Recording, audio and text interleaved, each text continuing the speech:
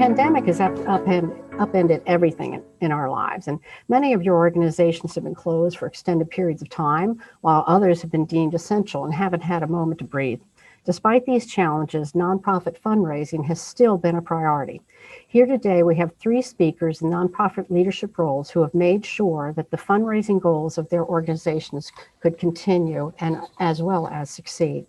First, we have Sandy Washington, the Director of Lifestyles of Maryland, who's going to talk to us about the Big Hair Gala.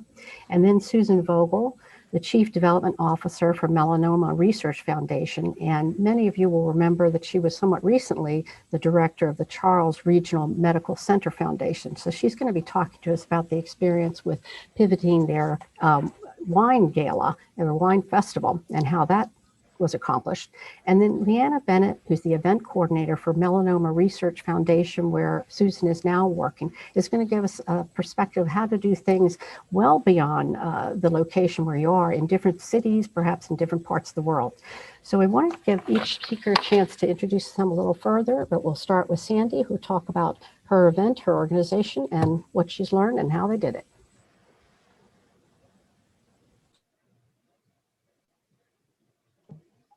Robin, I don't see Sandy in the participant list. Sandy Washington? I am here. Oh, there you are. Hi, Lisa. Yes. Hi, folks. First of all, good morning. Yes, it's still morning. I visited a few other sessions, not on purpose, but I made the rounds, and so certainly glad to be here. As Robin says, I am the executive director of Lifestyles, and boy, what a year this has been, and I'm sure everybody's echoed that over and over again as we continue to try to provide our services while we know we have to have funds to do so. So I want to take this time this morning to just share with you a little bit of our travels through what we thought was a successful event. And so I think, Robin, you've given me the opportunity to share my screen. Make sure You should be able to do so. What are you seeing? Your slide is up, but it's not in the full window. So go down to the bottom right, and you'll see a little icon for the slideshow, and you hit that and it'll enlarge your slide. I think I've done that. Okay, are we good? We are. You're in presentation mode. Do you know how to take it out of presentation mode? You see those little dots underneath the, yeah, right there.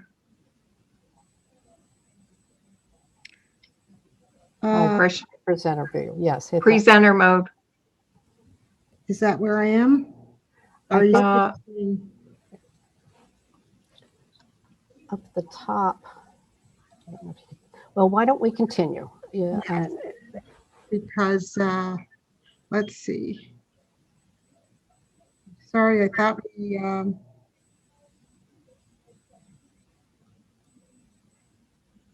now it's not letting me move forward at all. Okay. Well, now that is too much. Try Alt-Tab, because I think you're not in the presentation. You're in the PowerPoint.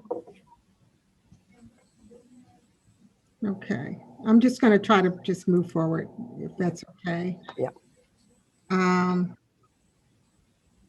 You'll see everything fine. I'm sorry. I'm going to stop again. Yep.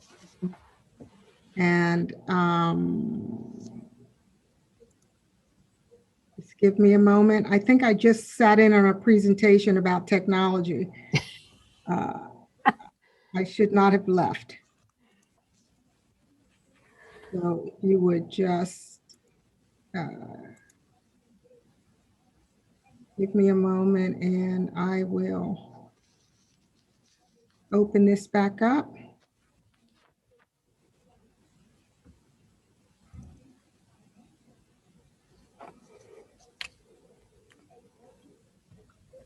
And I think you're still going to see my I'm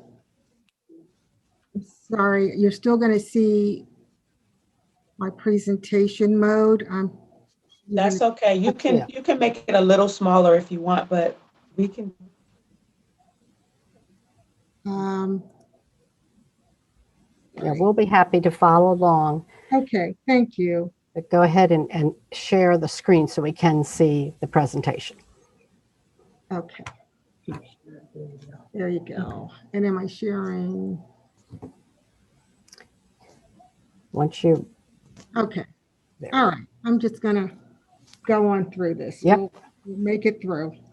Thank you, James. I had to call for backup.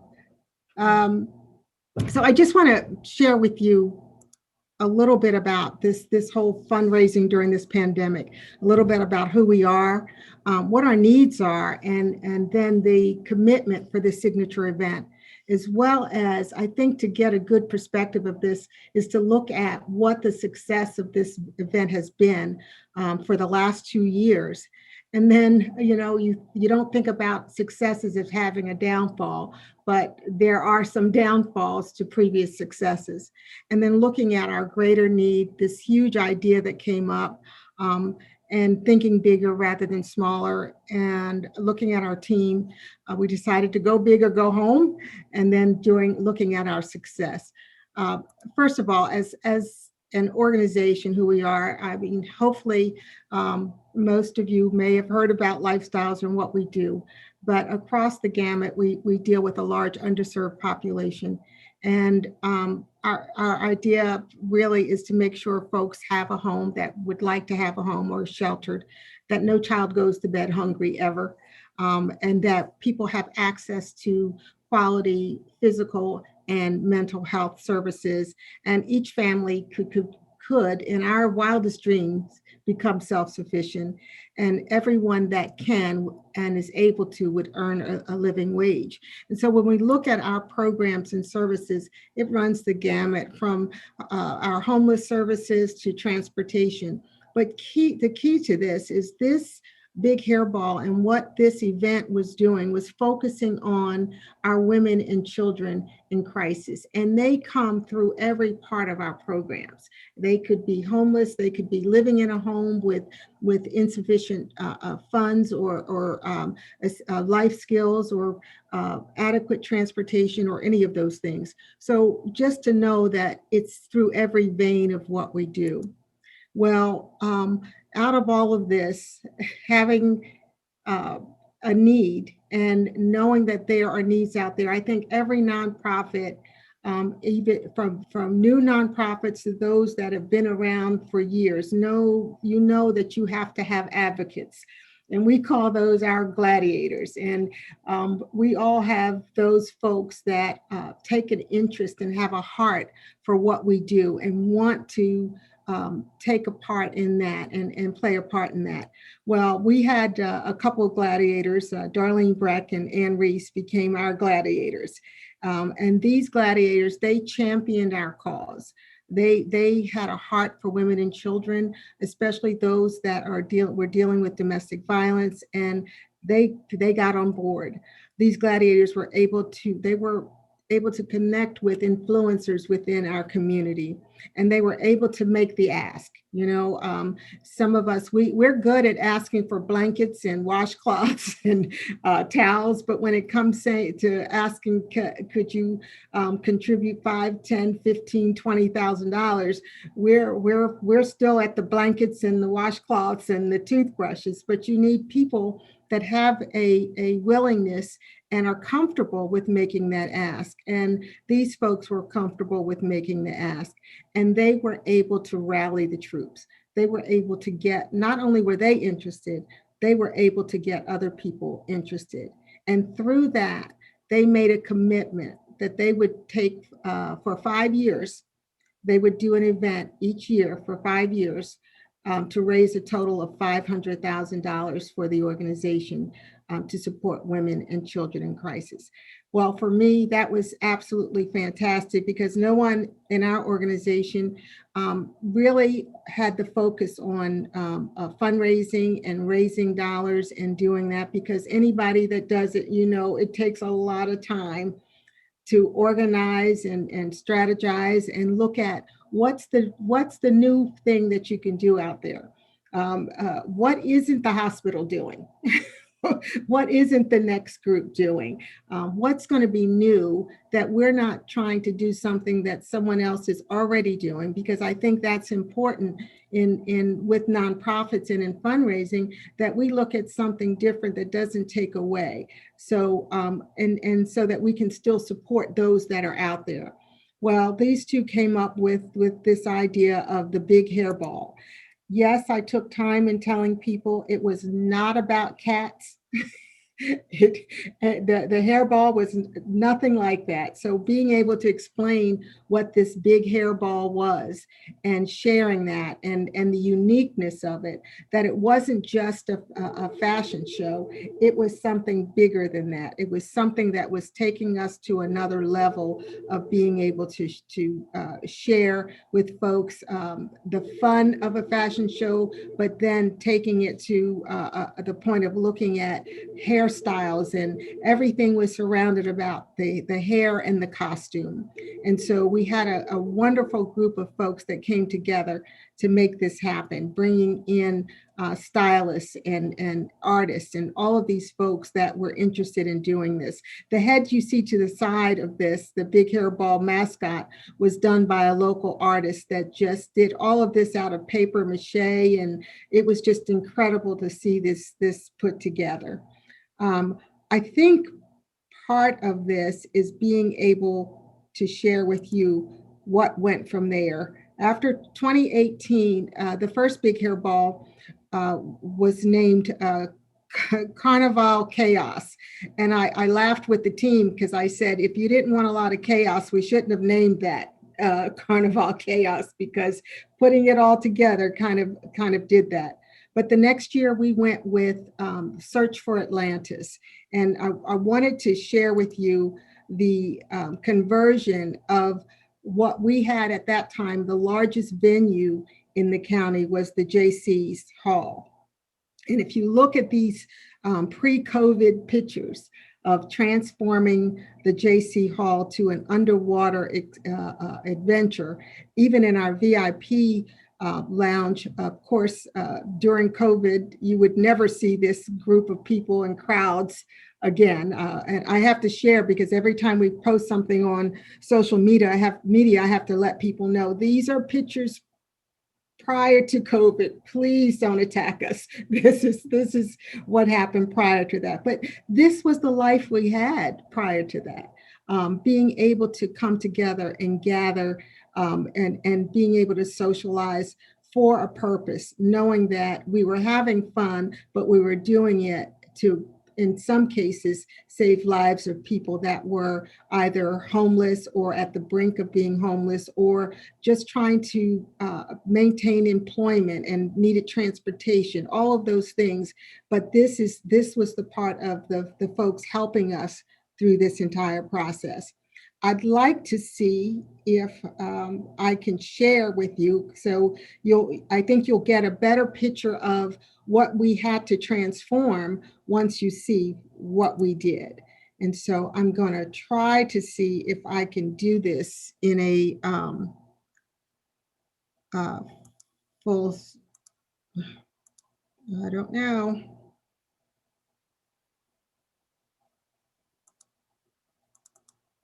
I don't think I'm going to be able to share that. I think you might have to be sharing your slideshow for the link to work.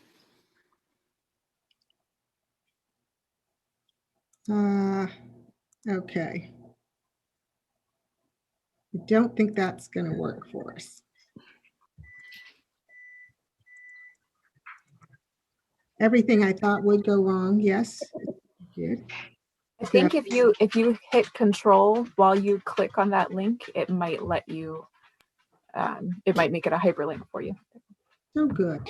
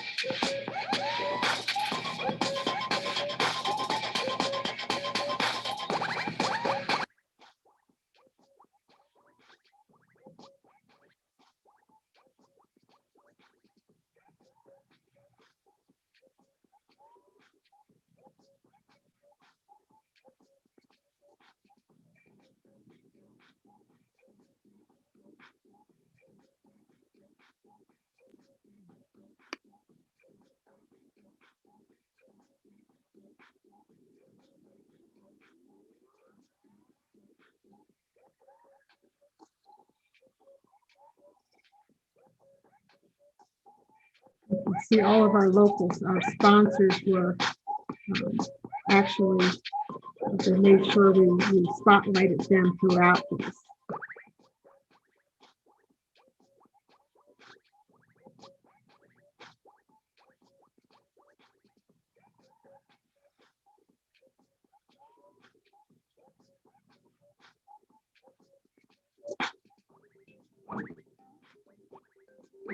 So I wanted to share that to say, and we ended that wonderful success with coming March 2020 would be our next big hairball.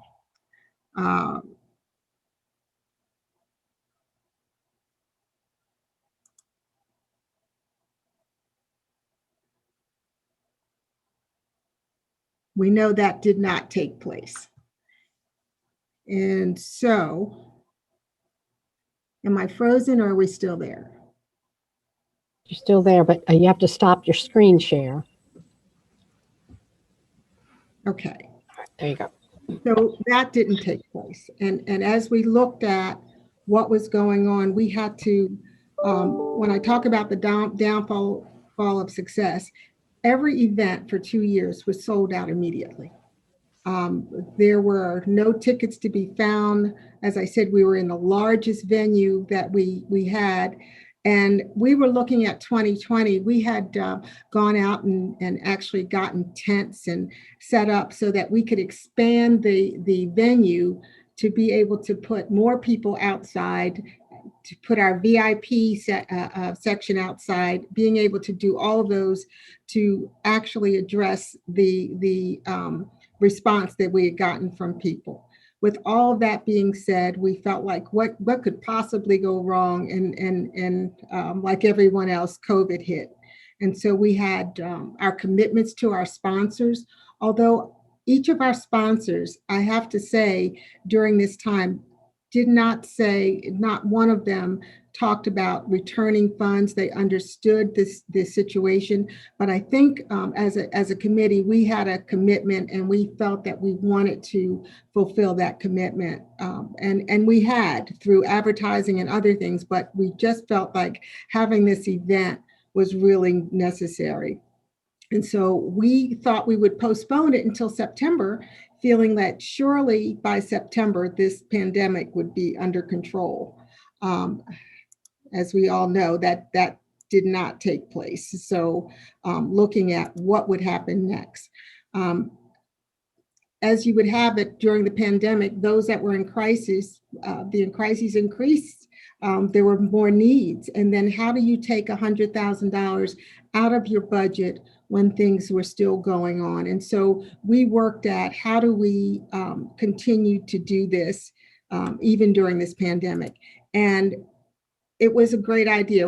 We had forward thinkers, we had people with knowledge of the community, other venues, and then one of our gladiators' daughters came up with an idea and said, why don't we take it outside? And even that, things were changing back and forth. We were dealing with, the governor says you can have 50 people. The governor says you can have 25. The governor says you can have 75. The governor says you can only have 10. So as we're going through all of this and trying to figure out what to do, we were fortunate enough to have this event at Running Hare Vineyards in Calvert County, and provided all of those supportive things to allow us to do that. We worked with the local health department. We went through CDC recommendations. We worked with caterers and to take care of what we needed to do as far as food was concerned, and actually had what we called the social event, safely doing a social event during a pandemic, and that's what we put forth. But if I wanted to share with you this venue and the idea of the venue and how beautiful this was, because out of this tragedy and out of changing everything, we opened this up to something that was absolutely gorgeous. And this team they just didn't stop. The designers, the models, everybody went on and went to make this happen and put this, instead of going smaller, we went bigger and put this event together in a beautiful, beautiful venue. And I think what was really interesting, you're looking at this gorgeous day, but it was cloudy and we'd gotten through all of this, and then it looked like the rain was going to come. It held off. I can tell you, those that came would know the rain held off until the event was over and everything was almost packed. And then the sky opened up. But we had a chance for the models to be able to go and mingle with those that sponsored. And also we had sponsors were satisfied. And at the end of the day, this event had a net profit of $120,000 during a pandemic. I am still blown away that it was able to do that during all of this. I neglected to say that what we did at the JCs, we taped the fashion show and the show. We taped it at the JCs. DBF was kind enough to work with us to put that together. And what we did was show this at the event. So all the models, all the show was shown on a screen at the event.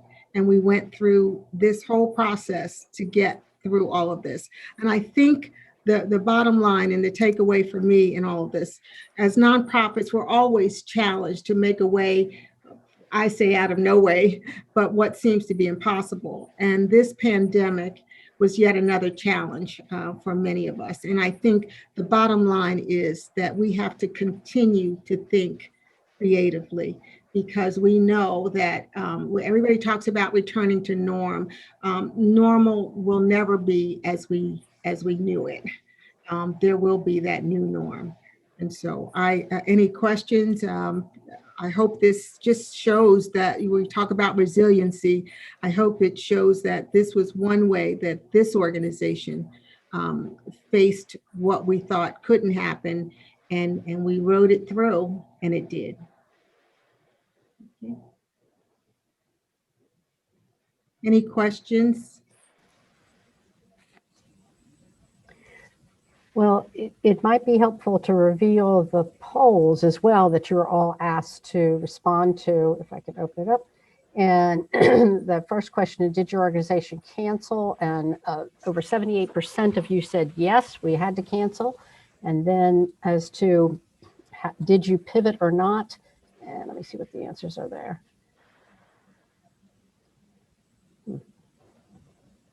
Okay, I do not see that one. That one has over 69% of the respondents did say that they pivoted and did so in a virtual and in-person socially distanced event. So that's rather remarkable. None of you said, oh my goodness, let's just throw up our hands and go home. It was, no, we're nonprofits. As Sandy says, we will shoulder through this problem and keep going. So Susan, do you want to talk to us a little bit about what your experience has been and lessons learned? Thank you. Good morning. From wherever you all are. I'm here in sunny Southern Maryland, in La Plata, my home office today. And I'll go ahead and introduce myself. I'm wearing a couple hats today. The first one is as the former executive director of the Charles Regional Medical Center Foundation, which is the philanthropic arm of Charles County's only hospital, Charles Regional Medical Center. I know that's a mouthful. We used to be Civista, we used to be PMH, but we are over 80 years strong in providing healthcare services to our county and neighboring areas. I was in that role for almost 21 years and left in October to become the Chief Development Officer for the Melanoma Research Foundation. I'm sure there's a lot of people who thought, why would you leave that job? And I loved it. I really did. But I actually found out about a year ago that my mother-in-law was diagnosed with melanoma. And in the summer, I learned from a recruiter about this job, and I felt like God was knocking on my door saying, you've got a little bit more left to do. So I made an important decision in my life for my family to take on this new role and work with Leanna and my other colleagues at the MRF and produce great events and fundraising on a national level. So what I wanted to do, first of all, two things. Leanna's going to drive the bus for me today. So I'm going to be saying, next slide, Leanna. That's what you'll hear. And we'll go on to the slides. And then I'll invite you guys to just use the chat feature if you have any questions. And at the end, Robin can moderate that for me and I can be happy to answer any questions for you. So next slide, Leanna.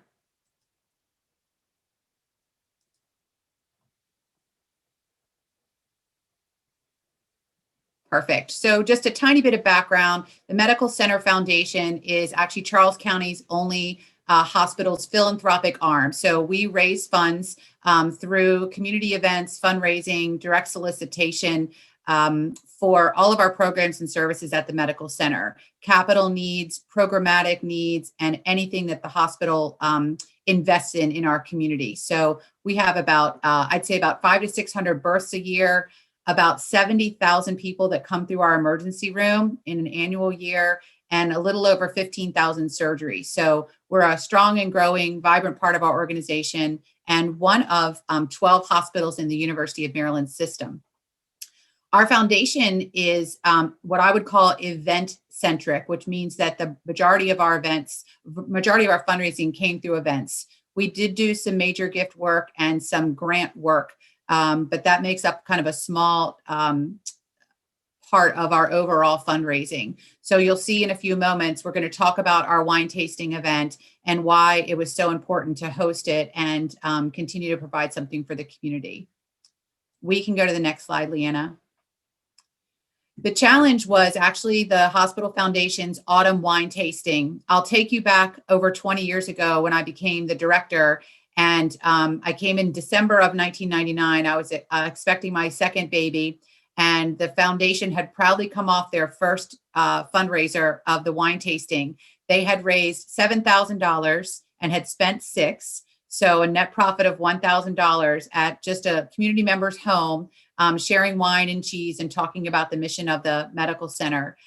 Flash forward to our foundation's event as we have it today, which I'll describe in a moment, but that event was now generating over $175,000 in revenue. So we grew it along the way and it became a pretty significant part of our region's fundraising.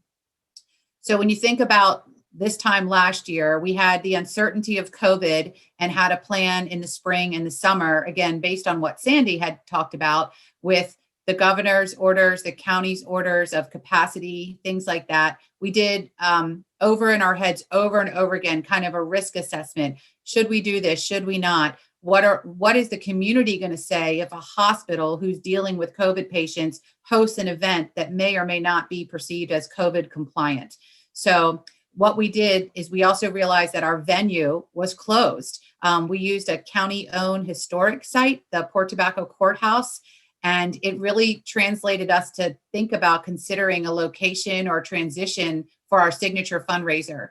And quite honestly, I was not really interested in pursuing any other venue at that point because we knew how to hardwire our event for that venue, and it would have taken a lot of manpower to shift.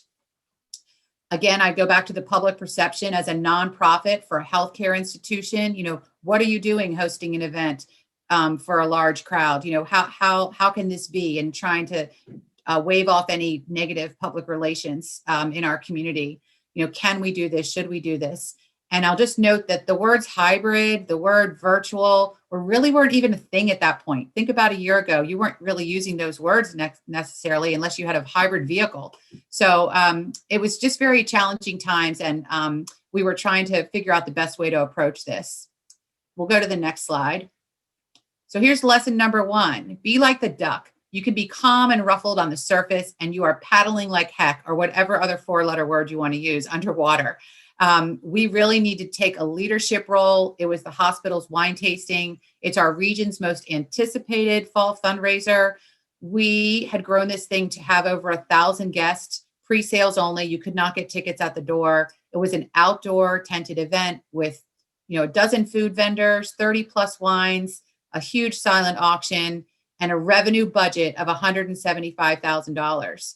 So when the CEO says, why don't you take a lap this year? I really wasn't ready to take a lap. That was a lot of money in a budget. And I felt like our community needed something. And what that was, we were not sure yet, but I couldn't think of canceling in my head, in my heart, for our board and volunteers, when we were starting to see other events truly cancel. The Rotary Lobster Fest was canceling, the county fair, all these things in the fall were really just, going way downhill. And I said, the community needs something to try to look forward to.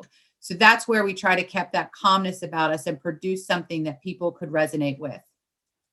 Next slide. So we transformed our event. We still held it on the same day, and we did what's called our to-go edition of the CRMC wine tasting. It was a curbside event. We had an online component for non-ticket holders. So if people were like, nah, I'm not going to go get the wine and my food. I'm just going to sit put if I can't really enjoy it the way I envisioned it and the way I like to participate socially. So we had our auction online, and then we had a merchandise store online where people could say, well, I'm not going to spend money for a ticket and get all my normal bling and things, but I can support it by buying some of the things from the store or participating in the auction. We also really needed to ensure that our event, even though it was outdoors and curbside, that it was COVID, friendly, safe, and socially distant.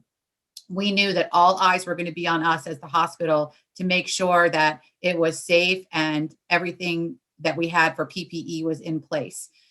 We did scheduled pickups of our event. It was from 10 to 2. And we actually scheduled when people could come. So they had an hour or 2 hour window so we could avoid the traffic nightmare. And we also did pre-sales only. You couldn't just drive up like you would at a liquor store and order your wine. We wanted to make sure that everything was packaged well and that we could present it well to our community. We'll go to the next slide. One of the things that every good fundraiser does is, evaluate the pros and cons of what an event can look like. And for us, the pros were a creative approach to deliver an event to the community, an opportunity to expand a traditionally sold out event, an opportunity to engage with donors and sponsors in a really unique way. And then some of the cons were, again, the anticipated loss of sponsorship due to a lack of opportunities, transportation, centerpieces, tents, and things like that. Because we used to carve out all these sponsorships for people to do bartering with us, and we weren't going to be having those things. So how do you translate that? As you remember, we still do have a hurting restaurant industry. Those were our food partners. And some of them were still closed or still just having really soft and limited openings all throughout the summer and the fall. So we had to be really careful with them and sensitive to them and use this as an opportunity for them to showcase what they could do and engage their customers as well. A risk of perception by community for hosting the fundraising, the pandemic, and then, of course, just the challenging logistics of trying to move this from what it was to what it could be. So we'll go to the next slide, and this is lesson number 2. Pandemic can be spelled in a lot of different ways. You hear the words connect, hybrid, virtual, engage, platform. While I'm talking about these things, I'd love you all to put in the chat session what other words have become popular in the last year. Put a couple of your favorites in the chat box. I'm sure I didn't get all of them. But we took it to mean adversity turning it into an opportunity. And I put a quote here that I found that behind every adversity is an opportunity. If you lament over the adversity, you will miss the opportunity. So you think about translating connection or disconnect into conversations with donors and sponsors in a new way, virtual, scheduled time. Usually you could pop into someone's store or hop and see somebody for coffee, and you needed to schedule a Zoom call or invite them to a Teams meeting. You needed to be thoughtful about how you were going to approach it because you really weren't sure how these businesses were reacting or responding to the pandemic and what it meant for their business. We needed some good strategy and some good tactics. And again, just always looking at this as an opportunity to do something different. We'll go to the next slide. So I'm going to go through some adversity to opportunity slides here and show some pictures, because I think that pictures speak 1,000 words. We did have an online auction, but we took it a little step further and we showcased the auction items on the day of the event. And we did some social media posts to really enhance the bidding. Most importantly, we considered this alternative of leaving the auction open past the day. so that people could do last minute bidding. You know, this was on I think it was on a Saturday or Sunday afternoon, and we didn't want people to say, oh gosh, I missed it. I had something going on this weekend, or, you know, guess there was really nothing else going on that weekend, but we just wanted to extend this bidding to give people a chance to do it. And it worked out well, and people were really appreciative of it. Go to the next slide. Another adversity to opportunity was having showcasing sponsors. It was so very important to us. Many of these sponsors, you know, just as Sandy said, you know, without the blink of an eye, said, sure, we'll do this. I even had some of my in-kind sponsors who would traditionally give us $5,000 to $7,000 or more of in-kind support in financial support. So one of my donors who did all of our creative for us with landscaping said, and we usually trade that out for a sponsorship. He said, here's a check for $5,000. He was one of our first donors. So grateful, so humbled. But what we did is we took our opportunity and we created these beautiful tote bags. And on the tote bags, we had the sponsors of the event sponsors. And then in the back, we put all of the food and food vendors on there. And so all of the guests got this nice tote bag, and so did the sponsors, and so did our food vendors. And we filled them with event merchandise and the wines and ales that came with the donors' participating level. And again, printed enough bags to provide them as extras with a thank you. So that's one of our board members, Mary Lilly, putting together everything on a cart there. And then again, showcasing our signage and everything along the way. We'll do the next slide. This was interesting and took a while for us to get the concept together, but usually when people come to our event, they graze, you know, food, and it's, you know, the ticket includes the price of all the, you can eat and drink. And they're used to just enjoying visiting all the vendor booths and tents and eating whatever they wanted. So again, this guest and sponsorship experience was our top priority. We prepared a 2-sided passport for each participant with vouchers for each food vendor. And we actually extended the expiration date of this to the end of the calendar year. And we did it so that the guests could utilize the offerings at their leisure and without a rush. Plus, we did not know the status of how these restaurants were coping with the COVID rules and regulations. And it didn't require them to have everything ready on one day when maybe they were going to be closed or limited to capacity. Some of the restaurants and vendors also provided discounts to provide a value added experience. So if you take a look at it, you know, the Charles did a free Brussels sprouts, which is my favorite thing there, with the purchase of one entree. If you went to Pizza Hotline, you could get a pound of lasagna, which is a great deal. Green Turtle offered appetizers. Charles Street Bakery, you could go in and get a dozen of their chocolate chip cookies. So you could just take this passport and use it at your leisure. And every guest who purchased a ticket got one of these passports. So they were really happy to have this to kind of use at their own pace along the way. So we really liked how we turned that adversity into an opportunity. We'll go to the next slide. Here I am, not so socially distanced at the time, from one of my board members, Chris Simpson, as he was driving through to get his package. But it is worth repeating that guest and sponsorship experience was our top priority. We did pre-sales only, so we knew our volume. We could customize each package and set up our event accordingly and according to how these people were going to drive up to see us. We assigned the time ranges to all the pickups to ensure a smooth curbside service and the limited lines. And it really worked out very, very well. We'll go to the next slide. Wayfinding was also important to us to ensure the guests had a positive experience. They've been used for the past 20 years to come down to the Port Tobacco Courthouse to experience it. And we obviously were not going to be there. And when you say come to the hospital, my office and our department is not in a building. It's a building adjacent to the hospital. So we had to have signage and balloons and tents to make sure that people could see where they were going. And we also wanted to make sure that they didn't drive up to our COVID testing site for our inpatient population. That would not have been fun to drive there and get something up your nose instead of wine and cheese. So we put that in a whole different area. They were welcomed and greeted, of course, 6 feet apart, and hand delivered the items. So they didn't even need to get out of their car. Another thing we had to configure was asking for ID because we were delivering alcohol. And so we made sure that we had our partners at Colonial Liquors with us. You'll see them in the bottom picture there. coned off, asking for ID for all of our guests that arrived. The last thing we wanted was the police coming to our place and saying, you're giving underage drinkers an opportunity here. So we wanted to make sure we were consistent. We'll go to the next slide. We've always done social media and marketing pretty well, but this time we needed to really ramp it up. We did weekly updates on all of our platforms. We had an engagement photo and video that I did. It was kind of a 5-minute video that walked people through how they were going to do this and what the auction looked like, kind of a sneak peek of the event. And I think that really resonated with people. We actually saw a spike in sales and sponsorships as a result of that, because they just couldn't envision what it was going to be. And so again, sometimes the power of a video makes things so very important.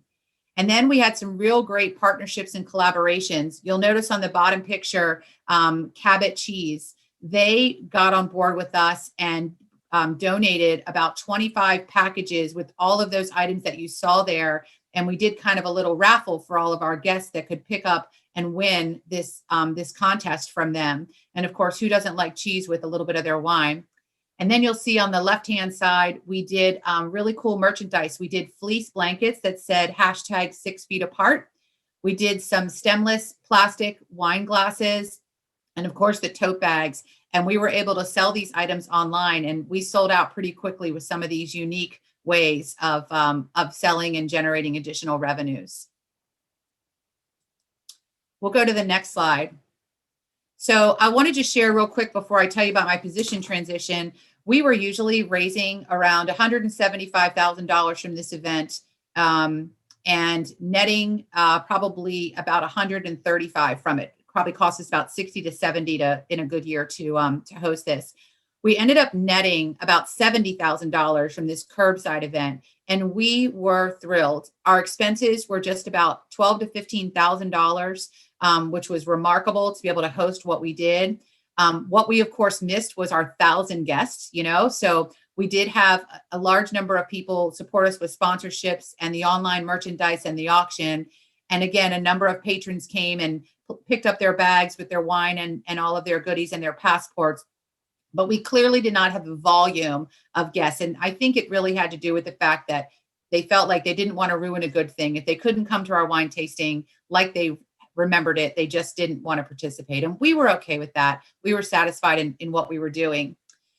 In October, I had the opportunity to transition and take on a new role, as I mentioned before, as the Chief Development Officer for the Melanoma Research Foundation. And as you can imagine, as a national nonprofit, they too were undergoing some changes. And so I invited my colleague Leanna to join us today to talk about and kind of give you guys a sneak peek of how they transition events on a national level. And she's got some really good tips for you all on tools and tricks that she learned and implemented along the way. So I'm going to go ahead and turn this over to Leanna to conclude the presentation. Thank you, Susan, and thank you for inviting me. Hi, everyone. My name is Leanna Bennett.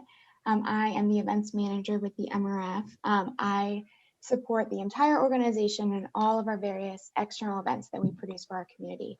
We have a national 5K series, we have a Gala program, and we have a lot of patient-focused educational conferences to just help educate and raise melanoma awareness all over the US.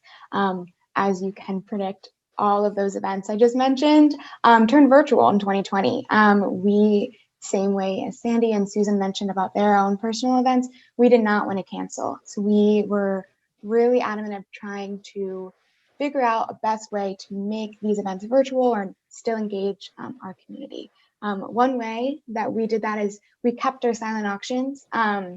We had an online auction platform for our Gala program already set up, so we're able to keep our auction really easily.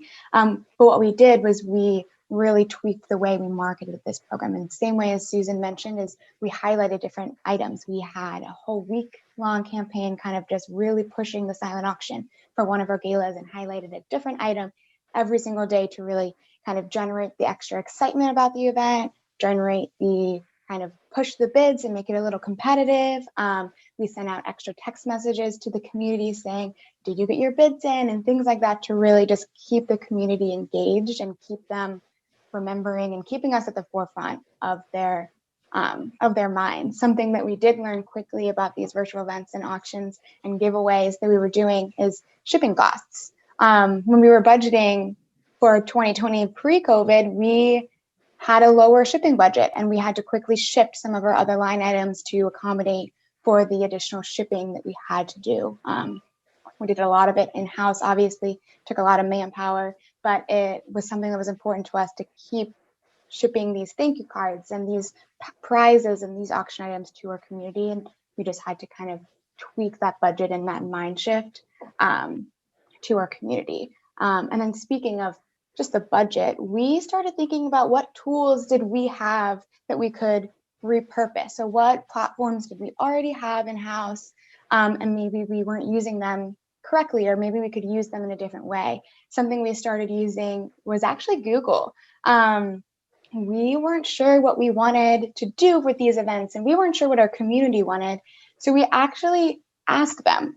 We created a Google survey and just asked our community what they were interested, what they wanted, to just kind of gauge their flexibility in this virtual world. We did this very early on in the pandemic because, as I said earlier, we knew we didn't want to cancel. So we wanted to see what they were able to take on.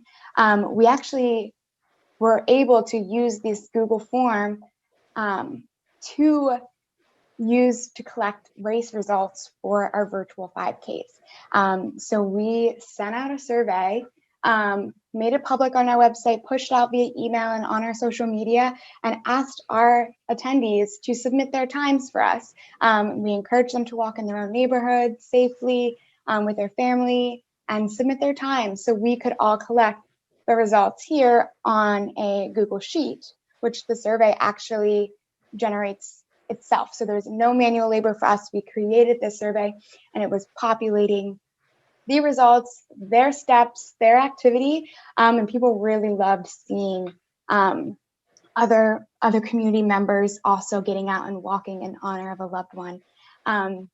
We also ended up creating a new event in a pandemic. Like many others, we weren't ready to cancel, but we also weren't ready to give up hope at that time that these events weren't possible. So we also, like Cindy, pushed our event to the fall. So we were lacking that community engagement in the earlier months of 2020. So in May, we created a month-long Miles for Melanoma event where we just encourage people to collect their miles over the entire month. So we used the form, like I mentioned earlier, and we're actually able to create this Excel spreadsheet of all the miles submitted, and a really easy sum formulation on Excel that everyone knows how to do. And it added the results for us. So people were competitive. They were trying to win how many miles as a team together. So it really boosted our community during the month of May, when it was a really hard time. I think in the pandemic, everyone wasn't sure what to do. Virtual workouts were a thing. Walking every day was a thing. So it was the peak opportunity for us to still generate some revenue, but mostly just generate that engagement with the community that people really needed at this time. And that's really what was so important to us. Another thing that we learned is just that video engagement. That's something Susan mentioned that they did that really boosted their sales. It also really boosted for us just the engagement on social media. People were really missing the storytelling, the face-to-face connection of events. So what we did, we reached out to our community, asked them to submit videos about why they walk and who they walk for, and we would post that on our social media. And people really loved interacting with their stories and seeing the real reason and reminding us and them why we continue to fundraise and why we continue to walk for a cure for melanoma. Something else with these videos is we were producing so much content and going live on Facebook and kind of really creating all of these different things. So our CEO, for example, we bought her a ring light, and right away she was like, I hate my lighting. So just thinking about those things when you're creating some content is what do you want to produce and what do you want it to look like?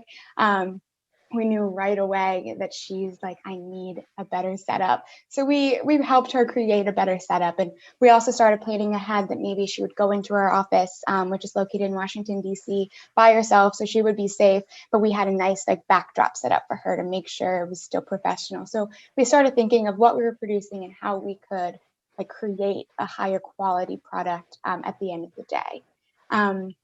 And with the videos, and they started doing really well, we learned that we could stream live to Facebook through Zoom. You can go to your Zoom account, connect it to your organization's Facebook page, and it was a really easy way for us to get external speakers to stream live to our Facebook page. And a lot of those content was so helpful and informative to the community, especially at a time of COVID. A lot of patients were not going to the doctors, so we were educating them on how to do self-skin screenings. So it really became a good resource for us to engage again with the community, but also educate them, which is one of our pillars of our organization's mission.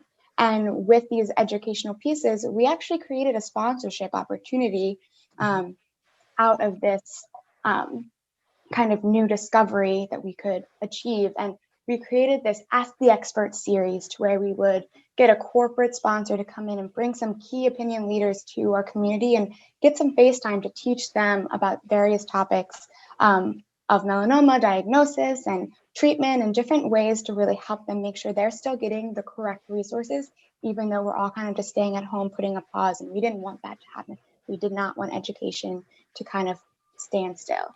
So it was a great resource for us as an organization, great resource for these corporate partners to really stay involved with us, but also stay involved with the community that they're trying to help as well. It was really fun for us to create these events for the community. With videos, we also learned about pre-recording content and pretending it was live. We got really good at working ahead, recording a video, and then streaming it to Facebook, and then pretending it was live, and really no one knew. No one had any idea, and it was a great way for us, less stressful on the day of.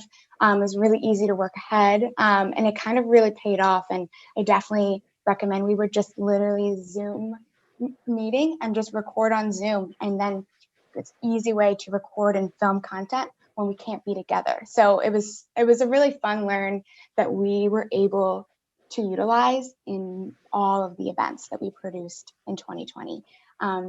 We honestly didn't invest in anything crazy because we knew we had to keep our expenses low, as Susan and Sandy mentioned. We knew probably revenue was going to be low, so we wanted to make sure we could keep our expenses as low as possible. So we simply upgraded our Adobe license. Adobe has a creative suite, and I know they have nonprofit pricing. So look at what platforms your Adobe kind of profile has and see what you can utilize. They have great marketing tools to make very like sharp images, and they have a video editing platform that's what we used to create these items. And then speaking of videos and how we created them, we created tutorials for our community. Same way as Susan mentioned of just extra communicating, we needed people to kind of understand what they were doing in our event. We were trying to think of different ways to communicate our message. You can't market a virtual event the same way you would market a traditional in-person event. So we did screen shares and talked people through the different options and made sure they felt comfortable in a virtual world because everyone was kind of learning at the same time. And then this is our New York City Gala. I think this is one of my favorite events that we were able to produce. It was at the very end of our season, so it was essentially a culmination of everything the organization and I had learned throughout the entire 2020. It was held in December. We had pushed it back a few times because we really wanted to make sure this event was spectacular. We really wanted the branding element of this event to stay true. When you walk into a ballroom and you feel that excitement, we wanted to try to keep as much of that as we could, even though it was at home. So we added the great branding pieces of our floral design, just so when people opened up the platform, they could see it was the Gala feel.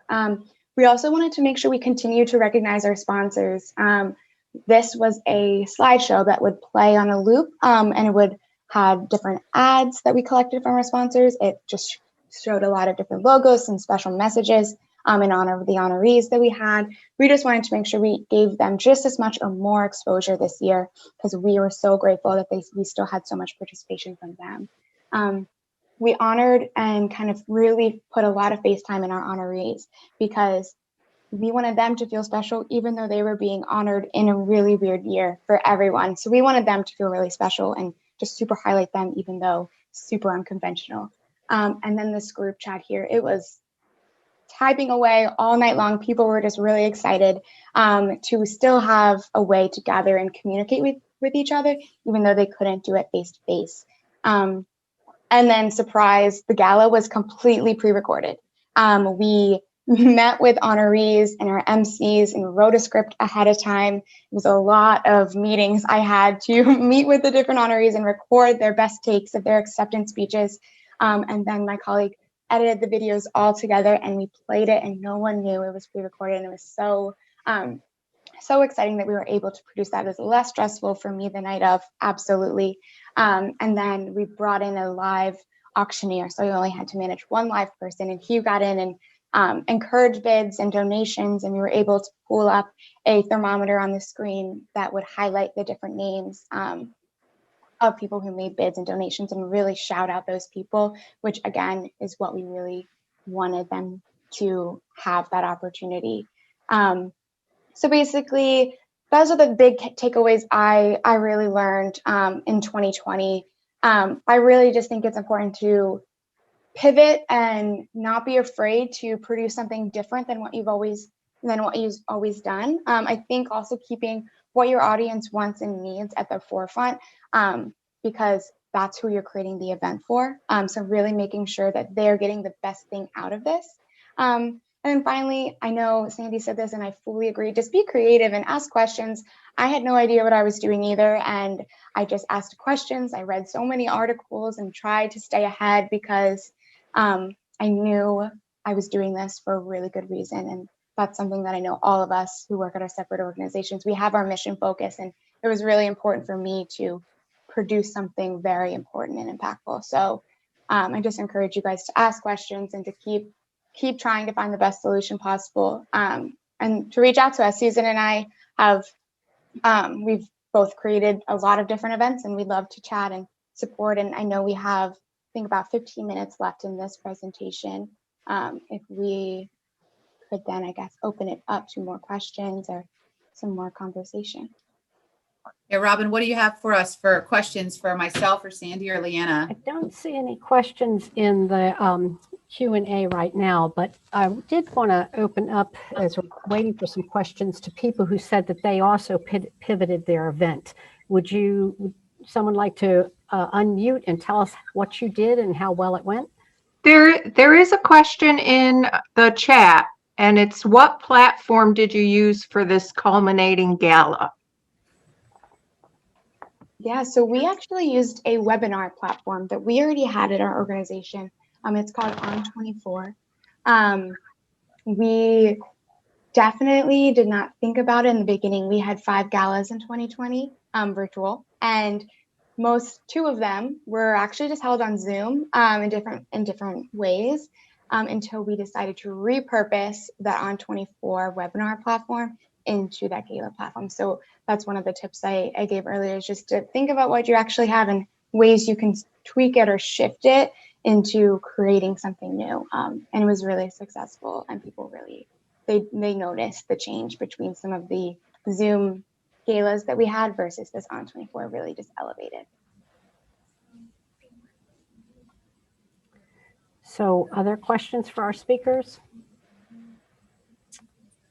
And if not, if some of our attendees could talk about their pivot of their fundraising event. Would anybody like to share? Just unmute yourself, and you guys are too shy. Nonprofit people are not shy. I do want to say, Robin, when I look at all of the changes that had to be made with shifting and doing things with different events, when we looked at the number of people we could have, because we were able to go to a larger venue, we actually had 5 different locations at that venue, so that we could house almost 5 different events, which allowed us to accommodate the number of people that we did, because essentially we were, we had the space to do it, and we could do it there. And so I think as things were changing and things were moving rapidly as we were planning and replanning, I think, our organization is pretty much, it's a walk of faith for us. And so we saw that faith materialize over and over again through that whole process of being able to do that. I mean, how do you set up an event while you're setting up hand sanitizers and masks and all of these other things? And as Susan brought up, with the hospital being a healthcare facility, and on one side you're in a pandemic, yet you're trying to plan an event that, you're going to get some grief from somebody through this whole process. And I really felt like we felt that weight too. We're trying to plan a festive event in the midst of a pandemic, and what does that do? I will say that we had a window that we operated in, and it was truly a window. It was a time that was between when people could really get out, of course, with masks and distancing, but people needed it. They needed to be with people. And that's what we found during that whole event. It was that people wanted to be with people. They wanted some live activity. They had been virtual for so many things, and this was that one window that allowed that to happen. And I think that helped with the success of our event. Sandy, you bring up a good point. I'm reminded of another small thing we did over the summer. As you can imagine, with the hospital, we had people calling us out of the woodwork.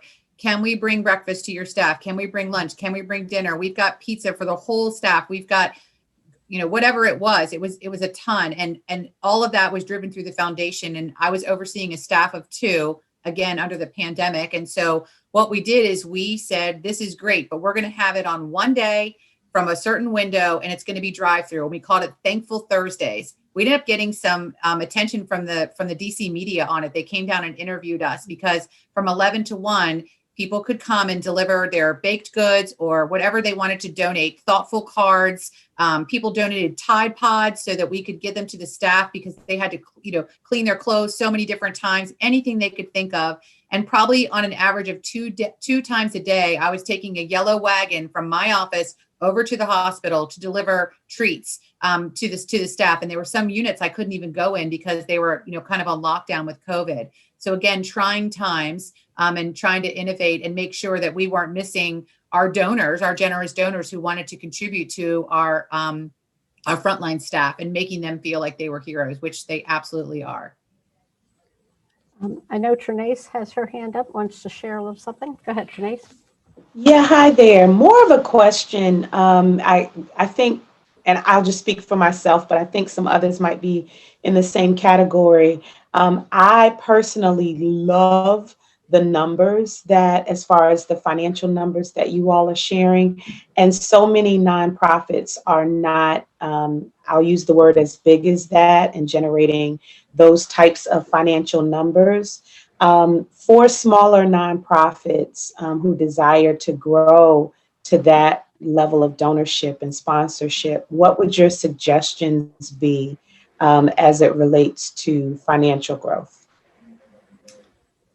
I'll grab this one real quick. I think when all nonprofits are kind of looking right about what they can do, you need to look left and figure out what does this community need? Just like Sandy said, how can you fill this void of something that's new and different? I would not recommend a golf tournament. Why? Because there are so many golf tournaments in our region. But you could have a nighttime glow golf tournament, or a fun putt-putt tournament that might turn heads and make people think, well, that could be fun. I've seen scavenger hunts around our region. I've seen, play like a kid again, where adults get dressed up and they come into a venue and there's video games and all sorts of things they could do like they were kids. Those kinds of things that make people not afraid to participate and want to do that. I'll also tell you just real quickly that you saw the success we had the wine tasting. I'll remind you that we had to say no to some things too. We could not host our crab feast, a $30,000 revenue for us, because the restaurant just could not see how to get this done. And I'm understanding that the hospital will not be hosting its gala. And again, that's a $100,000 loss to the organization. So while we did a great job in the fall, there's some things that you just can't do. Now, St. Mary's Hospital did their gala virtually and just basically said, we need your support now more than ever. And they did a really nice video with their CEO, Christine Ray. And I'd love to see how that turned out. But that was a great example of just saying, we can't host this for your safety and ours, but please give.